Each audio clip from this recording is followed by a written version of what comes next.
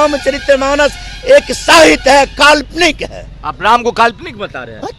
वही में लिखा हुआ है, होल गमार सुदर पसुनारी, ये सब है ताजन के, जिसका हजारों जीता जागता उदाहरण है। अगर तेली जाति साफ होते होंगे, अपने बाप दादा से या पूर्वज से पूछिए, तेली को देखकर जतरा खराब हो जाता था। क्या बात कर रहे हैं? अरे तेली को देख के जतरा खराब हो जाता था। इसमें डोम है, चमार है, हलखोर है, नोनिया है, तेली है, कहार है, कुम्हार है, और तमाम लोग छुआ जाते थे इन लोगों से।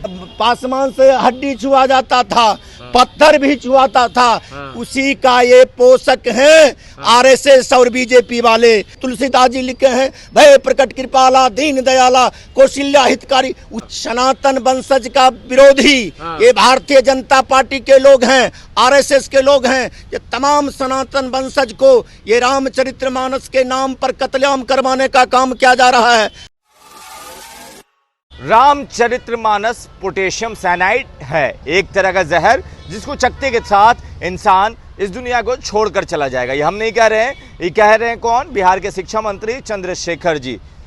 रामचरितमानस पोटेशियम साइनाइड है। आप लोग सनातन विरोधी बात करते हैं? हम सनातन विरोधी बात नहीं करते हैं। हम सनातन वंशज हैं। सनातन वंशज का विरोधी ये भारतीय जनता पार्टी के लोग हैं, आरएसएस के लोग हैं। ये तमाम सनातन वंशज को ये रामचरितमानस के नाम पर कत्लेआम करवाने का काम किया जा रहा है।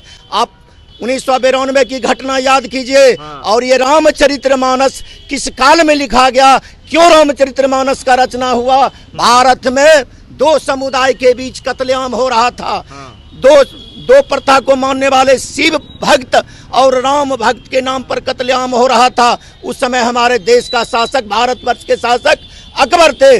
उस समय के एक कवि के रूप में ये तुलसीदास जी थे, और ये कत्लेआम रोकवाने के लिए रामचरितमानस की रचना हुई थी। और उसमें बतलाया गया था, राम वही है, विष्णु वही है, कृष्ण वही है, बलराम वही है। ये कत्लेआम रोकवाने के लिए, और जिस रामचरित्र के मानस के नाम पर ये भारतीय जनता पार्टी के लोग, आरएसएस वाले पूरे देश को कत्लेआम करवा रही है, ये सनातन विरोधी। आप कह रहे हैं कि रामचरितमानस एक कहानी है? रामचरितमानस आपको ललित सिंह यादव का मैंने केस में जजमेंट है, हाई कोर्ट, सुप्रीम कोर्ट का जजमेंट है। रामचरितमानस एक साहित्य है, काल्पनिक है। आप राम को काल्पनिक बता रहे हैं? वही में लिखा हुआ है। केकरा में लिखा हुआ है? रामचरितमानस में लिखा हुआ है। वो कहते हैं राम जन्म हुआ है। और राम वही तुलसीदास जी लिखे हैं, भय प्रकट कृपाला दीन दयाला कौशल्या हितकारी। उसमें कहे राम जन्म का चर्चा नहीं है, राम जन्मभूमि का चर्चा नहीं है। आप राम को आदि सुनिए, जो भी पैगंबर और ईश्वर सब अवतरित हुए हैं, जन्म कोई नहीं लिए हैं। अरे आप कह रहे हैं कि राम का जो चरित्र है आप काल्पनिक बता रहे हैं साहब। अरे ये तो स्पष्ट जजमेंट आया। आपको न्यायपालिका मानते हैं कि नहीं मानते? न्यायपालिका ललित सिंह यादव का आप देखिए जजमेंट जो आया है, ललित सिंह यादव के द्वारा 74 में, वो जजमेंट में स्पष्ट है, रामचरितमानस एक काल्पनिक है।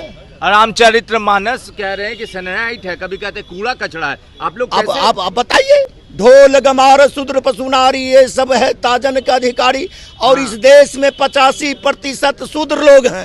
और उसमें दर्शाया गया है, ढोल गमार सुद्र पसुनारी, ये सब है ताजन के, जिसका हजारों जीता जागता उदाहरण है। अगर तेली जाति साफ होते होंगे, अपने बाप दादा से या पूर्वज से पूछिए, तेली को देखकर जतरा खराब हो जाता था। क्या बात कर रहे हैं? अरे तेली को देख के जतरा खराब हो जाता था। कहते सबका साथ सबका। हाँ, तो वही ने तेली को देखकर वही पार्टी के मोदी जी हैं। और पासमान से हड्डी छुआ जाता था, पत्थर भी छुआता था। उसी का ये पोषक है आरएसएस और बीजेपी वाले। और पुनः आजाद भारत, तो ब्राह्मण सर्वश्रेष्ठ है, तो क्या दिक्कत है आप लोगों को?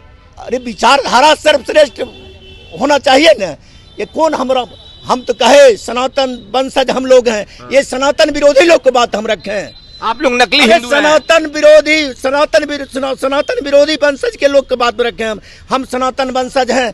उसमें डोम है, चमार है, हलखोर है, नोनिया है, तेली है, कहार है, कुम्हार है, और तमाम लोग छुआ जाते थे इन लोगों से।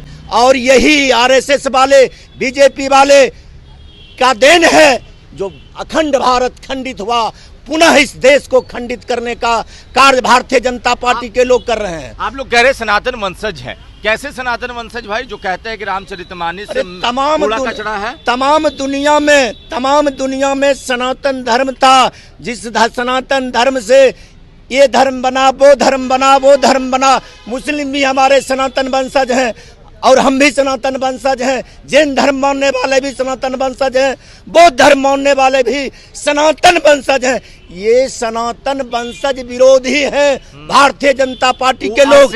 केवल चंदन टीका लगाकर सनातन वंशज को कत्लेआम करवाने का प्री प्लानिंग है।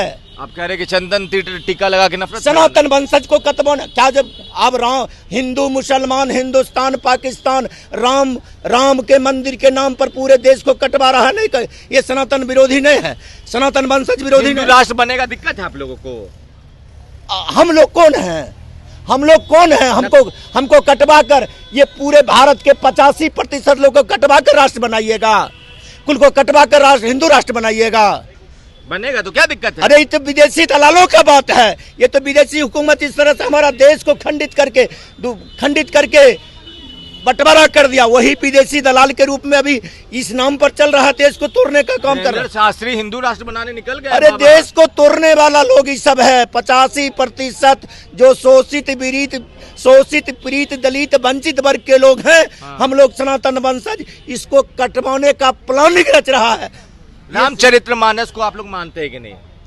रामचरितमानस तो आप कोर्ट का जजमेंट, न्यायपालिका मानते हैं कि नहीं? आप न्यायपालिका को मानते हैं कि नहीं? अच्छा, रामचरितमानस को आप लोग कैसा किताब मानते हैं? आप तो अकबर काल में रामचरितमानस की रचना हुई तो कौन किताब मानिएगा? कौन सा मानिएगा? आप ही बताइए कौन सा अकबर काल में जब जिस शास्त्र की रचना हुई साहित्य के रूप में, और केवल आदमी को सुरक्षा के लिए जो दो समुदाय के बीच में कत्लेआम हो रहा था, शिव भक्त में और राम के नाम के भक्ति करने वाले। आप कह रहे हैं मुगलों का किताब है क्या? अरे गजब हाल है यार, मुगलों का किताब है। अरे उनके शासन काल में इसका रचना हुई। रामचरितमानस की 16वीं सदी में। तो क्या दिक्कत है? किस लिए रचना हुई थी? कटवाने के लिए। अरे उस समय जमाने में कत्लेआम हो रहा था। तो रामचरितमानस को आप लोग कैसा किताब मानते हैं? हम आपस में भाईचारा जोड़ने के लिए बना था। दो समुदाय के बीच में कत्लेआम हो रहा था, उसको रोकने के लिए रामचरितमानस की रचना हुई थी। आज फिर क्या हुआ? इस राम के नाम पर कटवाते आ रहा है ये भारतीय जनता पार्टी वाले, ये सनातन वंशज विरोधी भारतीय जनता पार्टी वाले। सब क्या उम्मीद कर सकते हैं? इनके शासनकाल में, सुनिए, इनके शासनकाल में हिंदू मुसलमान और हिंदुस्तान पाकिस्तान के अलावे क्या क्या हुआ? बिहार में कोई फैक्ट्री खोल दिए, मध्य प्रदेश में कोई फैक्ट्री खोल दिए, उत्तर प्रदेश में कोई फैक्ट्री खोल दिए, उत्तराखंड में कोई खोल दिए, छत्तीसगढ़ में खोल दिए, बंगाल में खोल दिए, असम में खोल दिए। ये केवल कत्लेआम करवाने वाली सरकारें हैं। ये कहते हैं सबका साथ सबका विकास करवाते हैं, सबको सत्यानाश करवाते हैं। सबको सत्यानाश करवाने वाले आने वाले इतिहास साक्षी होगा। किसी शासन का नाम बतलाओ, सबको कत्लेआम करने वाले सरकार का नाम बतलाओ, भारतीय जनता पार्टी।